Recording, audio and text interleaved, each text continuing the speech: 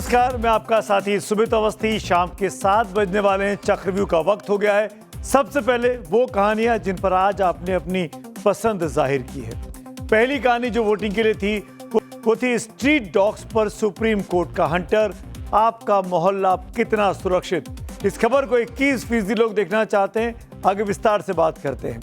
TMC का पुष्पा आखिर क्यों झुक गया? जहांगीर खान को शुभेंदु अधिकारी के कामकाज में विकास कैसे दिख गया? इस खबर को देखने के लिए 23% लोगों ने वोट डाला है। आगे इस पर भी बात करूंगा। और तीसरी कहानी वोटिंग के लिए थी कि बीजिंग में पहुंचे पुतिन, व्हाइट हाउस में क्यों मचा हड़कंप, ट्रंप ने कहां पर दागी मिसाइल। इस खबर को 25% लोग देखना चाहते हैं। शाम 7:28 पर इस ग्लोबल पावर क्राइसिस को लेकर एक बड़ी स्टोरी आपको दिखाएंगे। जरूर मेरे साथ बने रहिएगा। और चौथी कहानी जो खबर सबसे ज्यादा वोट पाकर नंबर 1 बनी है, जिसको आपने सबसे अधिक पसंद किया है, वो है ट्विशा का पति समर्थ कहां फरार है। सीसीटीवी पर क्यों अब सवाल उठ रहे हैं? इस खबर को देखने में 31% दर्शकों ने अपनी रुचि दिखाई है। और यही हमारे चक्रव्यूह की आज भी कवर स्टोरी है।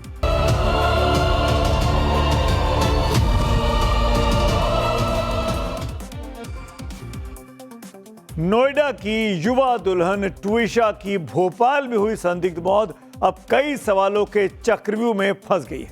वकील पति आज 7वें दिन भी फरार है। जज रह चुकी सास भी बेटे की लोकेशन को बताने की बजाय मारी गई ट्विशा के कैरेक्टर पर ही सवाल खड़े कर रही हैं। घर का सीसीटीवी फुटेज जो मीडिया को बांटा गया वो एडिटेड और आधा अधूरा है।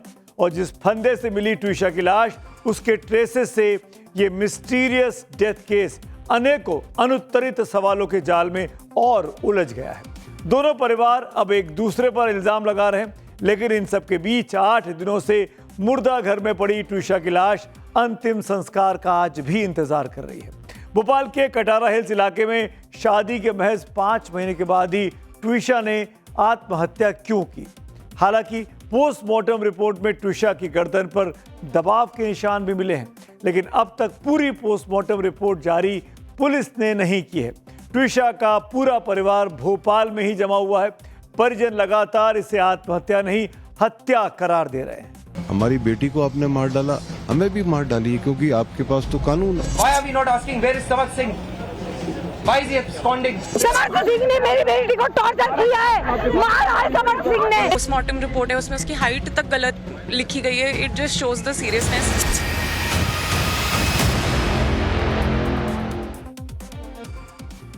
तो आज 8वें दिन भी कई सारे सवाल हैं जिनके जवाब अब तक नहीं मिल पाए। कल आपको हमने इसी बुलेटिन में एक सीसीटीवी फुटेज दिखाया था जो उसी वक्त ब्रेकिंग के तौर पर खबर सामने आई थी। अब उस पर भी सवाल खड़े हो रहे हैं। तो क्या ट्विशा ने वाकई में फांसी लगाकर खुदकुशी की है? क्या ससुराल वालों ने ट्विशा को मारकर लटका दिया है? सच कौन बोल रहा है, ट्विशा के परिवार वाले या उनकी सास? ऐसे कई सवाल हैं जो ट्विशा की संदिग्ध मौत को लेकर अब उठ रहे हैं। लेकिन इस गुत्थी को जज रह चुकी गिरिबाला सिंह के घर के सीसीटीवी फुटेज ने और ज्यादा उलझा दिया है। इस सीसीटीवी फुटेज में कैमरे की घड़ी और तारीख दोनों गलत दिखाई देती हैं, लेकिन तस्वीरें बिल्कुल सही हैं। ये तस्वीर असल में 12 मई की रात 10 बजे के आसपास की है। इस फुटेज में ट्विशा सीढ़ी से ऊपर की मंजिल की ओर जाती हुई दिखाई देती है। बताया जा रहा है कि घर की दूसरी मंजिल पर एक जिम्नेशियम था जो घर के पर्सनल इस्तेमाल के लिए था, जहां ट्विशा सीढ़ियां चढ़कर जाती हुई दिखाई देती भी है। इस फुटेज में ट्विशा की सास गिरिबाला सिंह भी दिखाई देती हैं, जो सीढ़ियों से चढ़कर आती हैं। वो भी फुटेज में दिखाई देता है और अपने कमरे की ओर चली जाती है। इसके बाद की फुटेज में 3 लोग एक महिला को नीचे लाते हुए दिखाई देते हैं। जिस महिला को उठाकर नीचे लाया जा रहा है वो ट्विशा है, और जो लोग 3 उसको उठाकर ला रहे हैं उनमें से एक ट्विशा का फरार पति समर्थ सिंह भी है। एक सीन में सीढ़ियों पर ही ट्विशा को सीपीआर देने की कोशिश हो रही है, ऐसा प्रतीत होता है। इसके बाद ट्विशा का पति समर्थ और 2 लोगों की मदद से ट्विशा के शरीर को उठाकर नीचे की ओर ले जाता हुआ इस सीसीटीवी कैमरे में दिखाई देता है। अभी ये तय नहीं है कि उस वक्त ट्विशा जिंदा थी या नहीं जिंदा थी। सीसीटीवी फुटेज तो यहीं पर खत्म हो जाती है, लेकिन सवाल यहां से शुरू होते हैं। हालांकि इस सवालों से पहले ये जानना भी जरूरी है कि उस रात आखिरकार क्या हुआ था। ये सवाल हमारे संवाददाता मकरंद काले ने जब ट्विशा की सास गिरिबाला सिंह से पूछा तो उन्होंने क्या कहा, सुन लीजिए। तीनों ने खाना खाया, रात में टीवी देखी और वो वीडियो कवरेज तो इट वाज समथिंग जो पुलिस को खुद ही अनर्थ करना चाहिए था। But we had to understand कि एक लड़की गई क्यों ऊपर। So that is the time जब हमने कैमरा ऑन करके देखा, करीब 9:40-9:45 के बजे ऊपर गई है। एंड देन उसकी मदर का कॉल जब आता है कि वो रो रही है तो immediately I called her up. हमारे कॉल का डिटेल्स हम उसको कॉल कर रहे हैं, उसकी मदर से बोल रहे हैं उसका कहाँ गई है, बिकॉज ये गेट तो बंद था। मैंने आकर यहाँ भी देखा, नहीं दिखी, तो फिर मैं ऊपर गए, समर्थ को भी तुरंत बुलाया, वेयर इज शी। हम जब ऊपर गए तो शी वाज हैंगिंग। ट्विशा की सास हैं गिरिबाला सिंह, जज रह चुकी हैं। रिटायरमेंट के बाद आजकल भी वो एक सरकारी पद पर हैं। उपभोक्ता फोरम बेंच के अध्यक्ष के पद पर वो कार्यरत हैं भोपाल में। भोपाल के जुडिशियल सिस्टम में गिरिबाला सिंह का खासा रसूख बताया जाता है। पहले तो वो मीडिया से बच रही थी, लेकिन कल जब उनके बेटे समर्थ सिंह की अग्रिम जमानत याचिका रद्द हुई तो वो अपने परिवार का पक्ष रखने के लिए मीडिया के सामने आ गई। तब से वो लगातार एक्टिव हैं। ट्विशा का परिवार भी उन्हीं पर बेटी को प्रताड़ित करने और इस पूरे कांड में को-कॉन्स्पिरेटर, सह अभियुक्त होने का आरोप भी लगा रहा है। अब आपको दिखाते हैं कि जो सीसीटीवी फुटेज सामने आई है उसे लेकर कितने और क्या क्या सवाल उठे हैं। पहला सवाल यही कि जिस फुटेज में ट्विशा अकेली सीढ़ियां चढ़ती दिखाई देती है उस पर 10 मई की तारीख दिखाई देती है। समय शाम करीब 7:20 का दिखाई देता है, लेकिन ट्विशा की मौत तो 12 मई को हुई थी। तो क्या सीसीटीवी कैमरे में तारीख और समय गलत सेट किए गए थे या फिर इस फुटेज के साथ किसी तरह की छेड़छाड़ यानी टैंपरिंग की गई है? सवाल नंबर 2, सीसीटीवी फुटेज के अनुसार ट्विशा के ऊपर जाने के ठीक 57 मिनट बाद अचानक सीढ़ियों पर भारी हलचल दिखाई देती है। 3 लोग करीब 3 मिनट तक ट्विशा को सीपीआर देने की कोशिश करते भी दिखाई देते हैं। ट्विशा के परिजन इसे कानून से बचने के लिए प्लांटेड ड्रामा बता रहे हैं। परिजनों का कहना है कि अगर ट्विशा ने फांसी लगाई थी तो उन्हें तुरंत अस्पताल ले जाने की बजाय सीढ़ियों पर लिटाकर इतना समय क्यों बर्बाद किया गया, सीपीआर देने का ये ड्रामा क्यों किया गया? सवाल नंबर 3, ट्विशा के फरार पति समर्थ के साथ दिख रहे जो 2 लोग हैं वो कौन है? क्या पुलिस ने अब तक इन दोनों के बयान दर्ज किए हैं? वो घर में कब आए, उन्हें क्यों बुलाया गया, ये भी संदिग्ध है। सवाल नंबर 4, ट्विशा जो सीसीटीवी में ऊपर जाती दिखती है, लेकिन समर्थ समेत बाकी के 2 युवक सीढ़ी से कब ऊपर गए वो इस फुटेज में क्यों नहीं दिखाई देता है? उस फुटेज को क्यों एडिटेड कर दिया गया? सवाल नंबर 5, क्या एक जज के घर में और सीसीटीवी नहीं लगे, उनका फुटेज क्यों नहीं जारी किया गया? आखिरकार लिमिटेड फुटेज ही क्यों जारी किया जा रहा है? लिमिटेड कह लीजिए या सिलेक्टेड कह लीजिए। ऐसे कई सवाल हैं जिन्हें लेकर ट्विशा का परिवार सवाल पर सवाल दाग रहा है। सीसीटीवी फुटेज की फॉरेंसिक जांच की मांग तक की जा रही है। आप देखिए कि आप जिस चीज़ का वीडियो प्रस्तुत कर रहे हैं वो कितना ऑल्टर्ड है।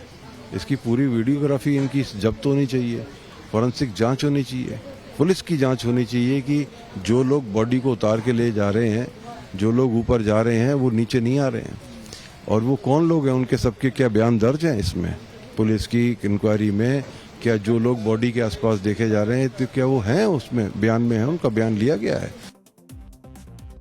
तो सुना आपको सीसीटीवी फुटेज को लेकर ट्विशा के पिता क्या कह रहे थे।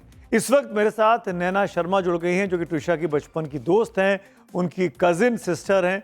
उनसे बात करते हैं। नैना, कल जो सीसीटीवी फुटेज सामने आया उस पर आप लोग लगातार सवाल उठा रहे हैं। आपको ये कैसे लग रहा है कि ट्विशा ने आत्महत्या नहीं की थी? पोस्टमार्टम में कॉज ऑफ डेथ आया हैंगिंग, बट उसके साथ साइमल्टेनियसली एक और फाइंडिंग आई है कि मेरी बहन की पूरी बॉडी पे फेटल इंजरीज थी। फेटल इंजरीज होने के बाद वो कैसे अपने आप को हैंग कर सकती है? इतनी फेटल इंजरीज होने के बाद आई डोंट थिंक तो कोई इंसान अपने होशो हवास में जाके ऊपर जाके आत्महत्या करेगा, क्योंकि जब वो ऊपर जा रही है तो उसकी बॉडी पे कोई इंजरी नहीं है। हालांकि पोस्टमार्टम कह रही है कि इंजरीज थी आत्महत्या से पहले, और उसके हाथ में हेडफोन है, तो ये भी गलत नैरेटिव सेट किया जा रहा है उसके ससुराल वालों के द्वारा कि उसके हाथ में कुछ ऐसा चीज है जिससे उसने अपने आप को फांसी लगाई है, पर वो ऐसी कोई चीज नहीं है। वो हेडफोन है जो उसके भाई ने उसको गिफ्ट किया था। वो जिम में जा रही है ऊपर, उसके जाने और आने का फुटेज है, लेकिन समर्थ और उसके बस जो 2 हेल्पर या दोस्त जो भी है उनका कोई फुटेज नहीं है ऊपर जाने का। और आप एक और चीज नोट करेंगे, अगर आप इनसे पूछेंगे तो इनके घर में जो इनकी माँ है उनका जो रूम है वो ग्राउंड फ्लोर पे है। वो फर्स्ट फ्लोर पे उस दिन क्या कर रही थी और वो उस रूम में जाके वो क्या चीज उठा के लाई है। जब वो सीढ़ियों के से नीचे जा रही थी तो उनके हाथ में कोई चीज थी, और वो चीज रस्सी थी, वो चीज क्या था, बैग था या क्या था, हमें नहीं पता। ध्यान से देखेंगे अगर सीसीटीवी में जब इसको नीचे लाया जा रहा है तो उसके गर्दन पे शायद कोई मार्क नहीं है, शायद कोई मार्क नहीं है। ये मार्क इसको नीचे दिया गया है, क्योंकि अगर एक जज है और एक वकील है, उसके घर में सिर्फ एक ही सीसीटीवी होगा, मुझे तो नहीं लगता। उसके यहाँ तो बहुत सारे सीसीटीवी होंगे। तो ये इसी ने एक पर्टिकुलर सीसीटीवी का फुटेज इसलिए दिया है क्योंकि उस सीसीटीवी में ये सीपीआर दे रहे हैं, फेक सीपीआर। मेरे को तो ये समझ नहीं आ रहा कि समर्थ क्या क्वालिफाइड है सीपीआर देने के लिए भी। You need to have a qualification to give a CPR to someone. And he did not call police, he did not call ambulance. ये खुद ही लेके गया है, इसने मेडिकल एग्जामिनेशन भी नहीं दिया है और उसके बाद से ये फरार है। अगर इसको कोई डर नहीं है, अगर इसको लगता है मेरी बहन गलत है, तो आए सामने, क्यों फरार है? नैना, हम सब जानते हैं और चाहते भी हैं कि ट्विशा को इंसाफ मिलना चाहिए, लेकिन मेरा सवाल स्पेसिफिकली आपसे, आपने क्या ये घर देखा हुआ है? क्या आपको इसकी जानकारी है कि वहां पर और सीसीटीवी कैमरे लगे हुए हैं? क्योंकि हमने ये घर नहीं देखा है। आप ये कैसे दावा कर सकती हैं कि और कैमरे हैं वहां पे? हमने भी उसका घर अंदर से नहीं देखा हुआ है, और जितना मुझे बताया गया था उनकी माँ के द्वारा कि उनके घर में सीसीटीवी फुटेजेस और हैं। और अगर घर के अंदर सीसीटीवी नहीं है तो घर के बाहर और भी लोगों के घर है, वहां से भी कोई सीसीटीवी से कोई फुटेज डिराइव हो सकता है। जब ये इसको गाड़ी में डाल रहे हैं, एक सीसीटीवी फुटेज जिस तरह से वो लगा हुआ है, जिस प्लेसमेंट में लगा हुआ है, itself shows that there must be multiple more CCTV footage. क्योंकि मदर वर्किंग है, बेटा वर्किंग है, बहू घर में अकेले रहती है और एक और ब्रदर जो जॉब करता है, तो वो एक सीसीटीवी तो लगाएंगे नहीं अपने घर में। दे विल मेक श्योर कि उनके ड्राइंग रूम में भी सीसीटीवी हो, जिससे उनको चहल पहल दिखती रहे। उनके घर के बाहर भी सीसीटीवी लगा रहे, जिससे उनको आवर जावन दिखता रहे लोगों का। नैना, क्या आपको शक है कि सीढ़ियों से ऊपर जाने के बाद ट्विशा के साथ कोई ज्यादती की गई? क्या उसको मारा गया, मारा पीटा गया? क्या सवाल आपके मन में आ रहे हैं? क्या सीपीआर का जो विजुअल दिखाई दे रहा है, क्या आपको वो नाटक लग रहा है? क्या कहना चाह रही हैं आप? 100%। इसको कहीं से पता लग गया 15 तारीख को ये जा रही है, शायद इसने चैट्स में पढ़ लिया होगा और इसको लगा होगा कि 15 तारीख के बाद ये कुछ चीजें हैं जो तुषा को ही पता है, and she can not speak what exactly he wanted from my sister. तो उसको नहीं पता, वो तो हमें भी नहीं पता, लेकिन जितना मुझे पता है कि ये इसको 15 तारीख का जो ये इसको जाना था, ये इसको खल रहा था, क्योंकि इसको पता था कि Tusha will not come back now from here, and that could have hurt his ego. अच्छा, तो मतलब वो चली जाती छोड़ के, इस चक्कर में आपको शक है कि उसके पति ने उसके साथ ज्यादती की जिसमें उसकी जान चली गई।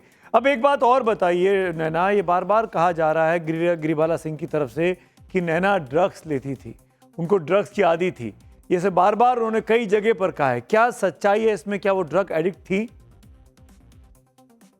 मेरे को लगता है उनके घर में ऑलरेडी ड्रग्स का इतना माहौल होगा कि उनको बहुत अनयूजुअल नहीं लग रहा होगा कि किसी को बोल दिया अच्छा ड्रग्स है। ये बहुत ही अनयूजुअल चीज है। और ट्विशा के जो प्राइमरी पोस्टमार्टम रिपोर्ट आई है उसमें उसके कोई ट्रेसेस नहीं है किसी भी तरह के ड्रग्स के। तो ये ड्रग्स वाली जो बात है, उनका घर में शायद कुछ इतना माहौल होगा कि इनको बड़ा कैजुअल लग रहा है कि किसी भी लड़की पर ड्रग्स का इल्जाम लगा दो and get away with it.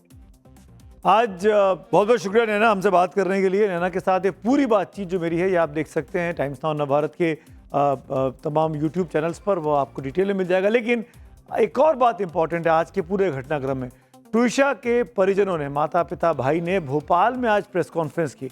इसमें सब लोग मौजूद थे, सब लोग एक साथ दिखाई दिए। प्रेस कॉन्फ्रेंस में जस्टिस फॉर ट्विशा शर्मा का एक बैनर भी लगाया गया था। परिजनों ने ट्विशा की सास गिरिबाला सिंह के एक एक आरोप का जवाब दिया है। परिजनों का आरोप है कि ट्विशा की सास गिरिबाला सिंह जांच में मदद करने की बजाय अपने रसूख के चलते निष्पक्ष जांच में बाधा पैदा कर रही है। मीडिया से मेरा रिक्वेस्ट है, आज हमारी आपकी क्या नीड है? बहन को न्याय मिले, बेटी को न्याय मिले। न्याय कैसे मिलेगा? बॉडी पड़ी हुई है। आप लोगों को हमारे साथ आंदोलन में चलना चाहिए, बजाय मीडिया हमारे साथ पैदल चले। कल मार्च निकल रहा है, सारी मीडिया चलनी चाहिए पैदल कि देखिए कि बॉडी को निकलना चाहिए, एम्स पहुंचना चाहिए तुरंत, इर्रेस्पेक्टिव। ये किसी का फंडामेंटल राइट है कि उसको अधिकार है PM2 करवाने का। वो PM2 का अधिकार आपने अपने ही सिस्टम के नीचे दबा दिया। इस केस में जैसे जैसे एक एक दिन बीतता जा रहा है, सवालों की लिस्ट लंबी होती जा रही है। सवाल यह भी है कि आखिर ट्विशा का आरोपी पति समर्थ सामने क्यों नहीं आ रहा है? समर्थ सिंह कहां पर छिपा हुआ है? भोपाल पुलिस इतनी कमजोर क्यों है कि वो एक ऐसे शख्स को नहीं खोज पा रही जिसका कोई क्रिमिनल रिकॉर्ड नहीं रहा, जो शातिर अपराधी नहीं है? आखिरकार क्यों समर्थ को गिरफ्तार नहीं कर पा रही है भोपाल की पुलिस? क्या ट्विशा की सास, जो कि पूर्व जज रह चुकी हैं, गिरिबाला सिंह के न्यायिक व्यवस्था में रसूख के चलते समर्थ को भोपाल की पुलिस बचा रही है? यह सबसे बड़ा सवाल है। Why are we not asking where is Samak Singh? Why is he absconding? Why are we not asking? Why are they not asking for the second postmortem?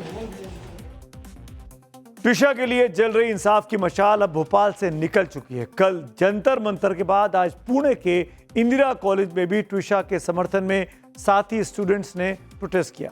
इसी कॉलेज में ट्विशा पढ़ा करती थी। वो इसी कॉलेज में रहते वक्त मिस पुणे भी बनी थी। यहीं से ट्विशा का मॉडलिंग करियर परवान चढ़ा था।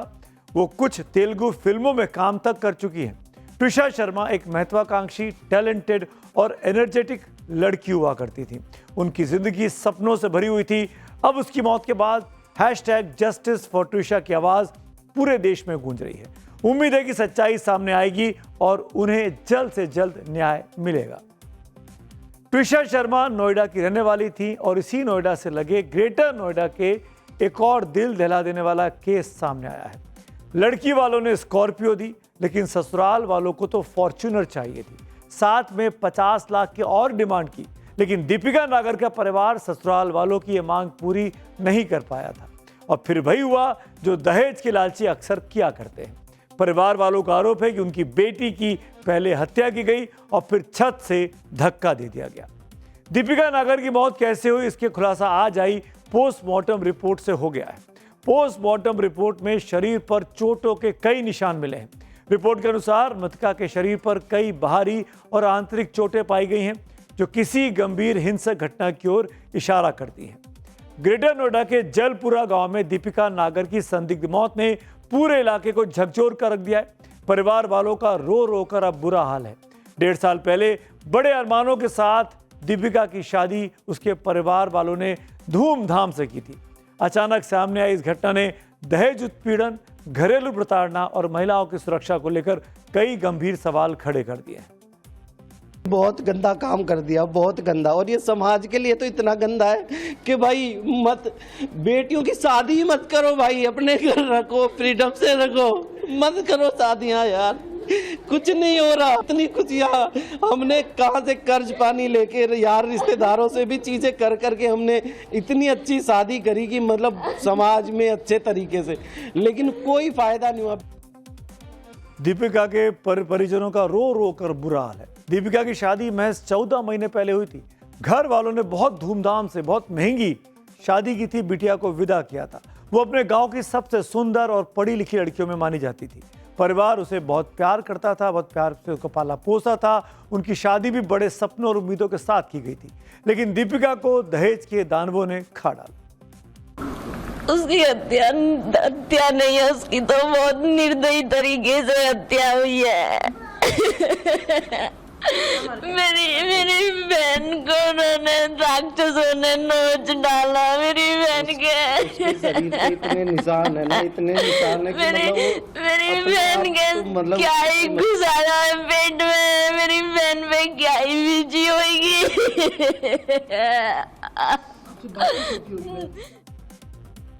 ये आंसू, ये चीख सुनकर दिल दहल जाता है। दीपिका के परिजनों का दावा है कि उन्होंने शादी में करीब 1 करोड़ रुपए खर्च किए थे, लेकिन इसके बावजूद ससुराल पक्ष की मांगे खत्म ही नहीं हो रही थी। दहेज के भूखे ससुराल वालों ने शादी के कुछ समय के बाद फॉर्च्यूनर कार की मांग की और 50 रुपए और भी ऊपर से दहेज मांगे। इसके लिए दीपिका को मानसिक और शारीरिक रूप से प्रताड़ित किया जाता था। दीपिका के परिजनों का कहना है कि दीपिका कई बार फोन पर अपने साथ हो रहे व्यवहार के बारे में बताती थी, लेकिन रिश्तों और समाज की मर्यादा को रखते हुए सब कुछ सहती रहती थी।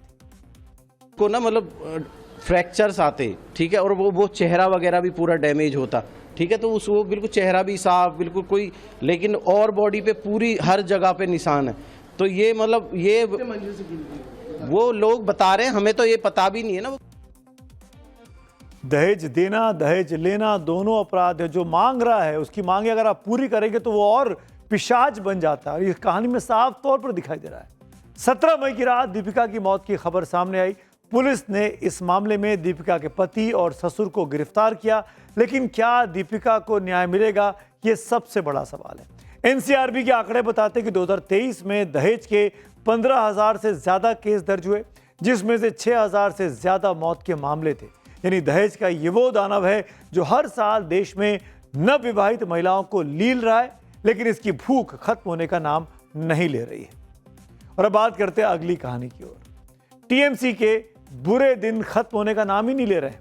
आज ममता बनर्जी की पार्टी टीएमसी को एक और तगड़ा झटका लगा है।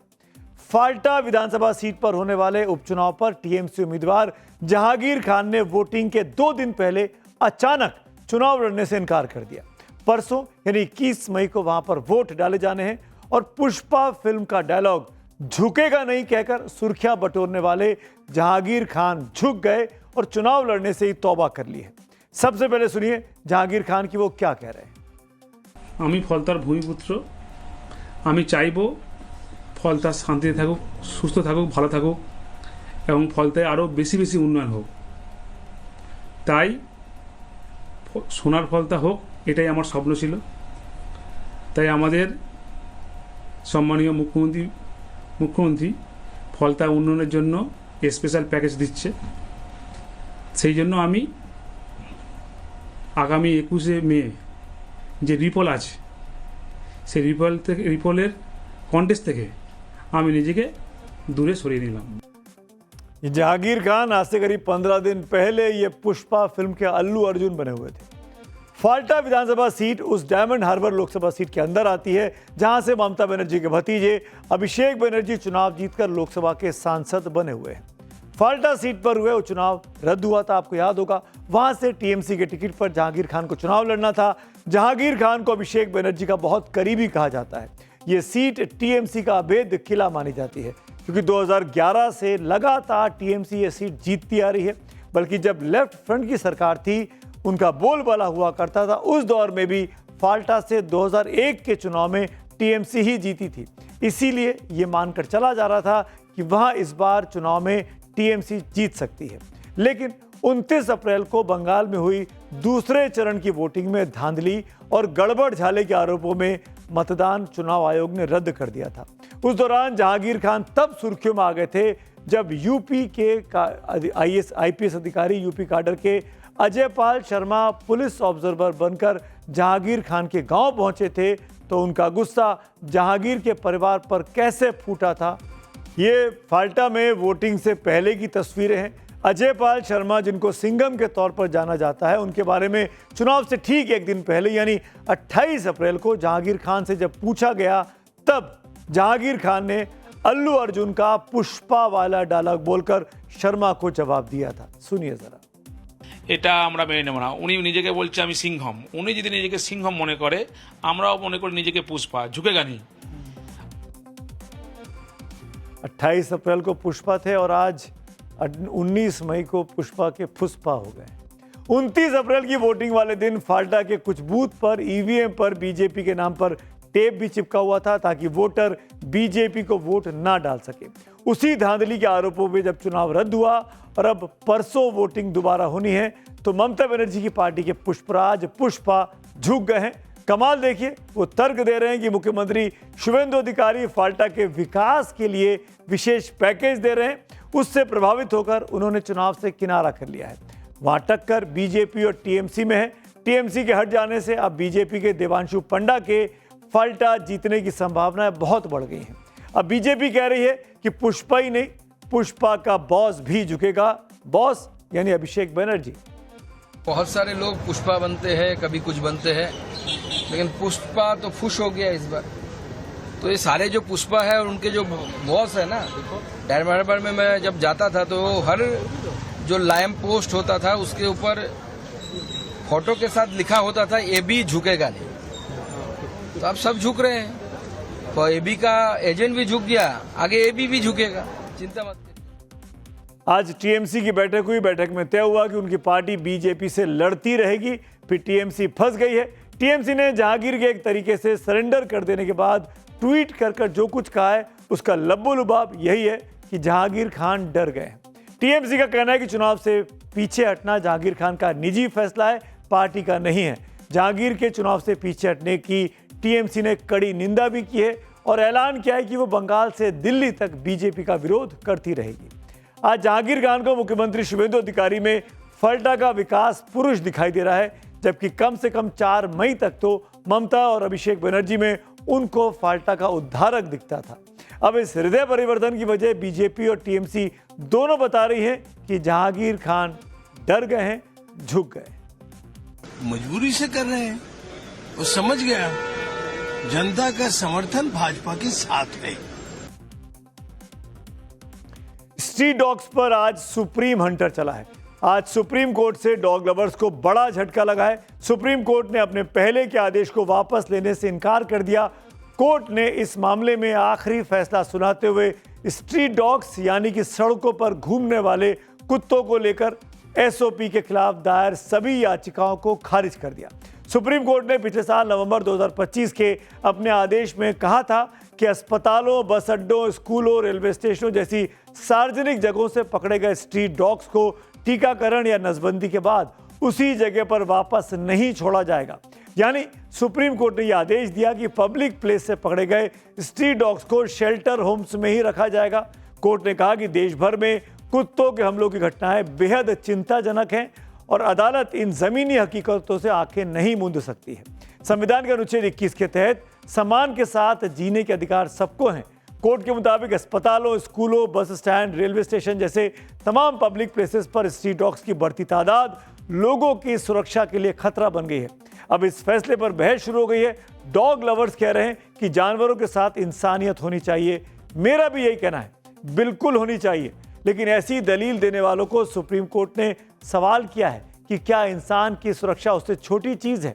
स्ट्रीट डॉग से जुड़े केस में फाइनल फैसला सुनाते हुए आज सुप्रीम कोर्ट ने कहा, राज्य सरकारें AWBI यानी पशु कल्याण बोर्ड के नियमों को मजबूत करें और सही तरीके से लागू करें। हर जिले में पूरी तरह काम करने वाला एक ABC यानी एनिमल बर्थ कंट्रोल सेंटर बनाया जाए। जहां स्ट्रीट डॉग्स की आबादी ज़्यादा है वहां ज़रूरत के हिसाब से ABC सेंटरों की तादाद बढ़ाई जाए। एंटी रेबीज दवाओं की पर्याप्त उपलब्धता सुनिश्चित की जाए। NHAI नेशनल हाईवे पर आवारा पशुओं की समस्या से निपटने के लिए ज़रूरी कदम उठाए। ज़रूरत पड़ने पर खतरनाक स्ट्रीट डॉग्स को मौत का इंजेक्शन दिया जा सकता है। जो अफसर निर्देश न माने उस पर अवमानना का केस चले। वहीं कोर्ट के आदेश लागू करने वाले नगर निगम और सरकारी अधिकारियों को कानूनी सुरक्षा देने की बात भी कही गई। मेनली जजमेंट को 3 पार्ट्स में बांटा गया है। फर्स्ट जो पार्ट है वो रिगार्डिंग मॉडिफिकेशन जो एप्लीकेशंस थी जजमेंट के रिगार्डिंग जो पहला था उसके रिगार्डिंग दी हुई थी उसमें है। सेकंड पार्ट में जो SOP है जो स्टैंडर्ड ऑपरेटिंग प्रोसीजर है उसके रिगार्डिंग है। और जो थर्ड पार्ट है वो स्पेसिफिकली थोड़ा सा ज़्यादा इंपॉर्टेंट कहूँगा क्योंकि उसमें compliance by states and duties की बात की गई है। मेन बिंदु ये है तो आर्टिकल 21 के अंतर्गत ये चीज़ बहुत ही ज़्यादा आर्टिकल 21 के अंतर्गत ये चीज़ बहुत ज़्यादा इम्पोर्टेंट मानी गई है कि जो लोग हैं, जो बच्चे हैं, बूढ़े हैं, बुजुर्ग हैं, उन सबको एक राइट टू लाइफ है और वो एक बहुत ही इम्पोर्टेंट है ताकि वो बिना किसी फियर के सोसाइटी में, समाज में कहीं भी आ जा सके। दरअसल डॉग लवर्स की तरफ के याचिकाकर्ताओं और पशु अधिकार कार्यकर्ताओं ने कोर्ट से इस SOP पर रोक लगाने की मांग की थी। उनका कहना था कि यह आदेश अमानवीय और अव्यवहारिक है, लेकिन कोर्ट ने यह दलीलें मानने से साफ इनकार कर दिया। संविधान ऐसे समाज की कल्पना नहीं करता जहां बच्चों और बुजुर्गों को केवल दया या अपनी शारीरिक ताकत या किस्मत के भरोसे जीना पड़े। इन्होंने पिछले वर्डिक्ट में ये बहुत सख्ती से बोला था कि स्कूलों से हटाओ, कॉलेजेस से हटाओ, अस्पतालों से हटाओ, बस स्टॉप से हटाओ, और शेल्टर्स बनाओ। ये 5 चीज़ें किसी ने नहीं की। 54,000 कॉलेजेस हैं, ये सब ने मना किया कि हम नहीं निकाल सकते क्योंकि हमारी कॉलेजेस में बहुत सारे स्टूडेंट्स हैं जो बहुत शोर मचाते हैं। एक छोटे छोटे कॉलेजेस में भर गए हैं जानवरों की हिमायती।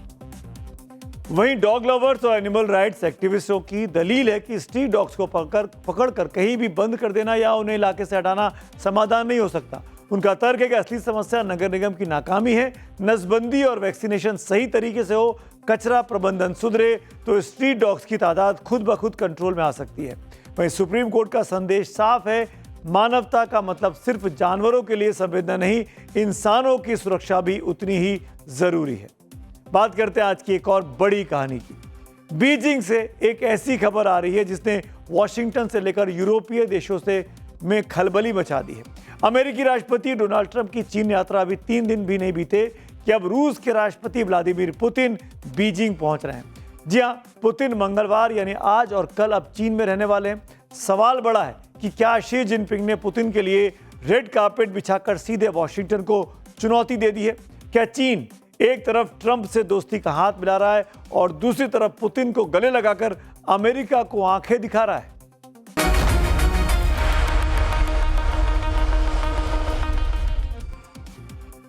सुपर पावर अमेरिका को शह और मात देने का खेल इस वक्त बीजिंग में खेला जा रहा है। इस साल की पहली विदेश यात्रा पर रूसी राष्ट्रपति पुतिन बीजिंग पहुंचने वाले हैं। चीन के विदेश मंत्रालय की माने तो यह पुतिन की 25वीं चीन यात्रा है। ये दौरा इस मायने से भी खास है कि चीन और रूस के बीच साल 2001 में हुई मैत्री संधि की 25वीं वर्षगांठ है इस बार। जानकार मान रहे हैं कि ट्रंप की बीजिंग यात्रा जहां दुनिया के सबसे बड़े द्विपक्षीय संबंधों को सिर्फ स्थिर करने के लिए थी, वहीं पुतिन की ये यात्रा अपने सबसे भरोसेमंद रणनीतिक साझेदार को ये भरोसा दिलाने के लिए है कि चीन और रूस एक साथ अटूट है। लेकिन बीजिंग की धरती पर पैर रखने से ठीक पहले पुतिन ने एक ऐसी बात कह दी जिसने वॉशिंगटन से लेकर यूरोपीय देशों के होश उड़ा दिए हैं। पुतिन ने सीधे अमेरिकी डॉलर के साम्राज्य पर चोट की है और शी जिनपिंग को लेकर वो बात कह दी है जो अमेरिका कभी सुनना नहीं चाहता था। आप भी सुनिए पुतिन का वो बयान जिसने दुनिया की जियोपॉलिटिक्स में भूचाल ला दिया है। आर्थिक चोट की तैयारी है अमेरिका को। पुतिन का यह बयान सिर्फ एक कूटनीतिक औपचारिकता नहीं है बल्कि अमेरिकी डॉलर के मोनोपोली पर सीधा और करारा प्रहार है। यूक्रेन युद्ध के बाद अमेरिका और यूरोप ने रूस की कमर तोड़ने के लिए जितने भी इकोनॉमिक और फाइनेंशियल बैन लगाए थे, चीन और रूस ने मिलकर उन सबको रद्दी का टुकड़ा बना दिया है। व्यापार में से डॉलर को पूरी तरीके से आउट करके रूबल और युआन को आगे लाना यह साबित करता है कि चीन रूस मिलकर एक नए न्यू वर्ल्ड ऑर्डर की नींव रख चुके हैं।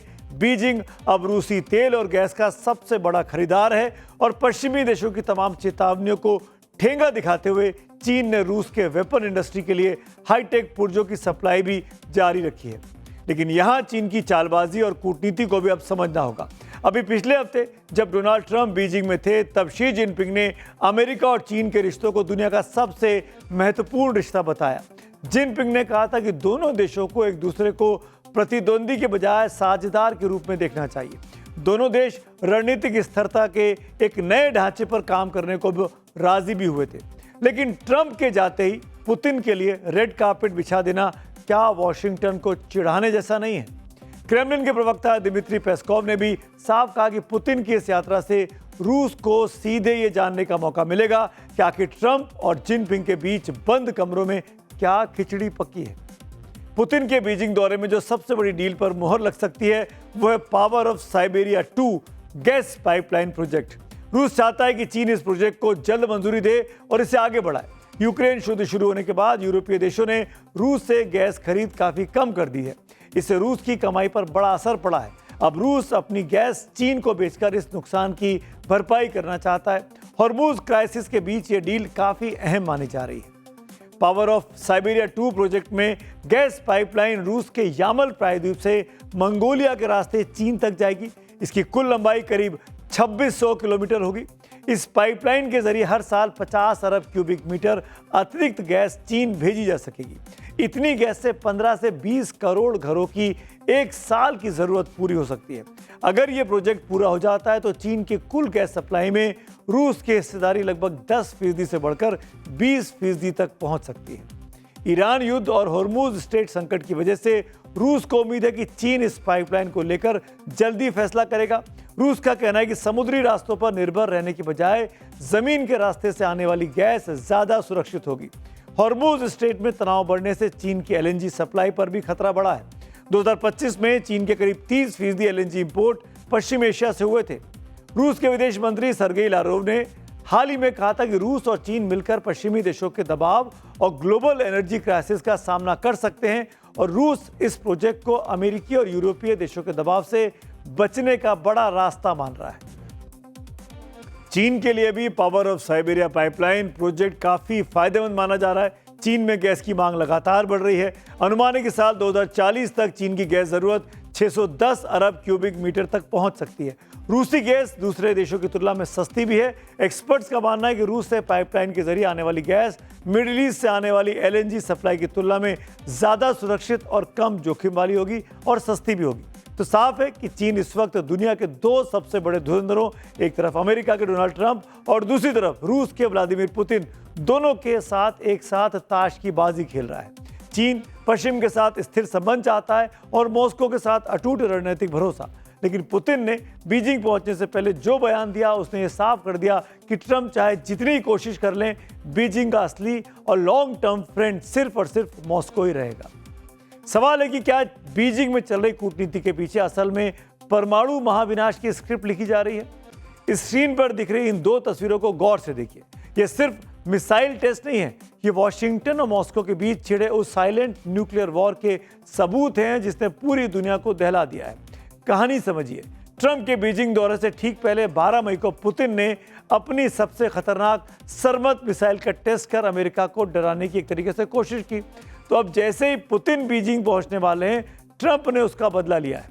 पुतिन के पैर चीन में पड़ने से ठीक पहले अमेरिका ने अपनी मिनटमैन 3 न्यूक्लियर मिसाइल का सफल परीक्षण कर मॉस्को और बीजिंग दोनों को सीधे निशाने पर लिया है। बीजिंग में पिछले हफ्ते जब दुनिया की दो सबसे बड़ी महाशक्तियों के लीडर आमने सामने आए तो बात सिर्फ ताइवान या ट्रेड वॉर की नहीं हुई। चीनी राष्ट्रपति शी जिनपिंग ने अमेरिकी राष्ट्रपति डोनाल्ड ट्रंप के सामने 2500 साल पुराना एक ऐसा ऐतिहासिक सच रखा जिसने वॉशिंगटन से लेकर बीजिंग तक हड़कंप मचा दिया। ट्रंप के सामने जिनपिंग ने प्राचीन ग्रीस के पेलोपोनेसियन वॉर का जिक्र किया था और पूछा कि क्या चीन और अमेरिका थ्यूसिडाइड्स ट्रैप से बच सकते हैं। इसके बाद थ्यूसिडाइड्स ट्रैप वर्ड ट्रेंडिंग में आ गया था। सवाल है कि यह थ्यूसिडाइड्स ट्रैप है क्या? दरअसल ये इतिहास का वो खतरनाक पैटर्न है जब एक तेजी से उभरती हुई ताकत पहले से स्थापित महाशक्ति को चुनौती देती है। ऐसे ही कुछ हुआ था आज से 2500 साल पहले। ईसा पूर्व 5वीं सदी में जब एथेंस शक्तिशाली हुआ तो पुरानी महाशक्ति स्पार्टा डर गई। नतीजा एक विनाशकारी युद्ध। आज इतिहास खुद को दोहरा रहा है। यहाँ एथेंस की जगह चीन है और स्पार्टा की जगह अमेरिका है। एक्सपर्ट्स मानते हैं कि जिनपिंग का यह बयान सीधे तौर पर ताइवान को लेकर ट्रंप को एक कड़ी चेतावनी थी। जिनपिंग ने साफ कहा कि ताइवान के मुद्दे पर एक भी गलत कदम दोनों देशों को सीधे युद्ध की ओर धकेल सकता है। हालांकि ट्रंप ने भी अपने अंदाज में पलटवार किया। जिनपिंग के इस दांव पर ट्रंप ने सोशल मीडिया पर लिखा कि शी जिनपिंग ने बेहद शालीनता से अमेरिका को एक ढलता हुआ देश बताने की कोशिश की, लेकिन उनके कार्यकाल में अमेरिका अब दुनिया का सबसे मजबूत देश बन चुका है। चीन से आई एक वीडियो ने सोशल मीडिया पर इन दिनों तहलका मचाया हुआ है। दावा है कि बीजिंग के great hall of the people में एक इवेंट के दौरान बिना कॉन्फ्रेंस बैच के अंदर घुस रहे अमेरिका के ट्रेजरी सेक्रेटरी यानी वहां के वाणिज्य मंत्री, वित्त मंत्री कह लीजिए, स्कॉट बेंसेंट को चीनी सिक्योरिटी गार्ड्स ने गेट पर रोक लिया। सोचिए, वहां के वित्त मंत्री को गेट पर रोक लिया गया। अमेरिकी रसूख के मद में लाव लश्कर के साथ आगे बढ़ रहे बेंसेंट को तब इंतजार करना पड़ा जब उनका एक स्टाफ बैज लेकर जब तक नहीं पहुंचा। चीनी गार्ड्स की सख्ती को सोशल मीडिया पर अमेरिका के घटते रसूख और चीन के नो वीआईपी प्रोटोकॉल के तौर पर देखा जा रहा है। मैसेज क्लियर है, नियम सबके लिए बराबर है, चाहे आप सुपर पावर के ट्रेजरी सेक्रेटरी ही क्यों ना हो। आगे बढ़ते हैं। पुतिन जिनपिंग की घेराबंदी के बीच खुद अमेरिकी राष्ट्रपति डोनाल्ड ट्रंप अपने घर में अब बुरी तरह घिर गए हैं। न्यूयॉर्क टाइम्स और सीना का एक सबसे नया और चौंकाने वाला पोल सर्वे सामने आया है जिसने व्हाइट हाउस में हड़कंप मचा दिया है। ताज़ा सर्वे के मुताबिक राष्ट्रपति ट्रंप की अप्रूवल रेटिंग्स यानी उनकी लोकप्रियता उनके दूसरे कार्यकाल के सबसे निचले स्तर पर पहुंच गई है। 11 से 15 मई के बीच के इस सर्वे में ट्रंप के कामकाज से 37% अमेरिकी सिटीजन्स खुश हैं, जबकि 59% अमेरिकी नागरिक ट्रंप के कामकाज से असंतुष्ट हैं। खास बात यह कि यह सर्वे उस वक्त का है जब ट्रंप बीजिंग के दौरे पर गए थे और ट्रंप अकेले नहीं गए थे, अमेरिका के सबसे बड़े बड़े व्यापारियों को लेकर बीजिंग गए थे और वहां पर भी उसके बावजूद भी उनकी लोकप्रियता पर नेगेटिव असर गया। ट्रंप के लिए एक और बुरी खबर अब ईरान से भी आई है। ईरान की संसद अमेरिकी राष्ट्रपति डोनाल्ड ट्रंप और इजरायली प्रधानमंत्री बेंजामिन नेतन्याहू की हत्या करने वालों को 500 करोड़ रुपए से ज्यादा इनाम देने वाला बिल ला सकती है। द टेलीग्राफ यूके की रिपोर्ट के मुताबिक ईरानी संसद की नेशनल सिक्योरिटी कमीशन इस बिल की तैयारी कर रही है। रिपोर्ट में कहा गया कि ईरान के सर्वोच्च नेता अयातुल्लाह अली खमेनेई समेत दूसरे मिलिट्री और पॉलिटिकल लीडर्स की मौत के बाद ये कदम उठाया गया है। ये खबर ऐसे वक्त में सामने आई जब ट्रंप ने ईरान पर मंगलवार यानी आज होने वाला हमला फिलहाल टाल दिया है। और अब आखिर में आ गए, बात करेंगे आज के पब्लिक व्यूज की। जो स्ट्रे डॉग्स पर सुप्रीम कोर्ट का फैसला है उस पर ऋषभ मिश्रा का ट्वीट है। सुप्रीम कोर्ट का शहरों में घूम रहे आवारा कुत्तों को हटाने का फैसला सही है, क्योंकि आम आदमी किसी भी जानवर को बाहर से जान सकता है लेकिन उसको अंदर से नहीं, और फिर सरकार का सिस्टम लाचार होता जा रहा है, इसीलिए जनता भी लाचार होती जा रही है। एक और पब्लिक व्यू बंगाल के ऊपर अरुण विजय का है। बंगाल बदला लेगा, इसकी झलक चुनावी परिणाम में दिख गई है। शुभेंदु सरकार के सामने चुनौती बड़ी है लेकिन संभावनाएं अपार है। तो आज मेरे साथ चक्रव्यूह में इतना ही। कल शाम मुलाकात होगी, तब तक के लिए शुभ रात्रि।